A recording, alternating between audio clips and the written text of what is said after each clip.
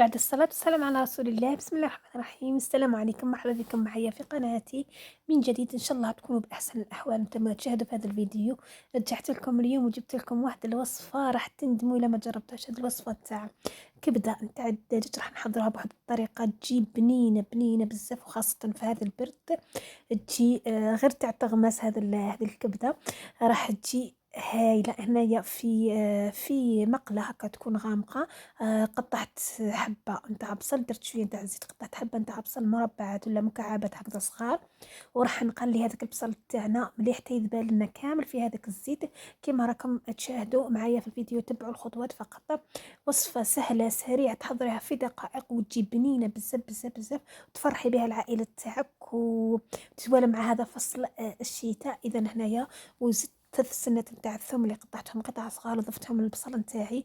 راح نقلي هذاك البصل كيما راكم تشوفوا حتى ذبالة معايا.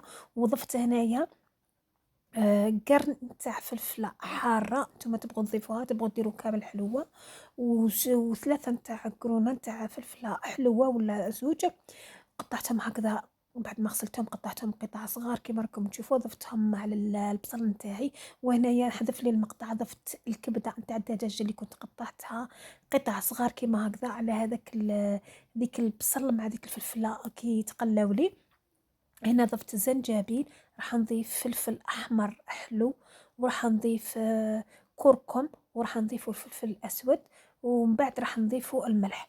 اذا هنايا شوفوا البنات هذيك الكبده تولي تطلق في هذاك الماء نتاعها، ولا الخضره نتاعنا ثاني البصل والفلفله نتاعنا راح نخلوها تطيب غير هكذا في ماءها، ما راحش نزيدوا عليها الماء. اذا هنا نخلطوا هذوك البهارات مليح، نخلوها تتقلى مليح هذيك الكبده نتاعنا. هنايا ضفت الملح يبقى حسب الرغبه وحسب الذوق. نخلوها تتقلى، شوفوا تجمر معانا مليح مليح، تدي لنا هذيك البنه نتاع هذوك الخضر تاع البصل والفلفله نتاعنا. وهنا جبت 3 حبات عفوا نتاع طماطم كبار، قطعتهم بعد ما غسلتهم ونقيت لهم القشور نتاعهم، قطعتهم قطع صغار كيما راكم تشوفوا، ضفتهم على الخليط تاعنا تاع هذا تاع الفلفله وكبد الدجاج والبصل والثوم.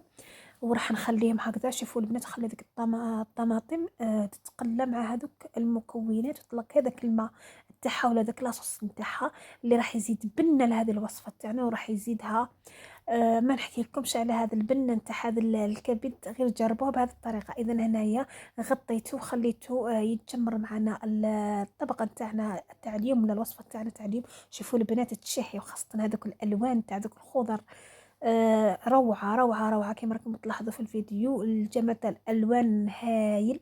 اذا العين تاكل قبل الفم كما راكم تشوفوا. لاصوص تاعها ما درنا لهاش الماء، بصح لقيت هذيك لاصوص تاعها الخضره مع الكبد هذاك. اصلا هذاك القرن تاع الفلفل الحار اللي راح يزيدها واحد البنه يا سلام. نتمنى تجربوها بهذه الطريقه واكيد راح تعجبكم. وصفه بنينه بنينه بامتياز، راح تعجب العائله بهذه الطريقه وما فيهاش مكونات بزاف. اذا راح نوجدوها هكذا ونقدموها مع مطلوع ولا تجي روعه روعه في هذا فصل الشتاء. بنينة قنبلة في البن هذا الكبد بلا ما نحضروه كيما موالف نديروه الجواز. اذا هنايا انا بديت نغمس من ضربك يجي بنينة، ما قدرتش نصبر، هي سخونة وانا نغمس فيها في هذيك لاصوص نتاعها، وهذيك الكبدة جات روعة. حقنا لنهاية الفيديو. نتمنى تجربوا هذا الوصفة، أكدوا لي على هذا الوصفة، وبارتاجيو الفيديو مع الأحباب والأصدقاء لتعمل فائدة. سلام، في أمان الله.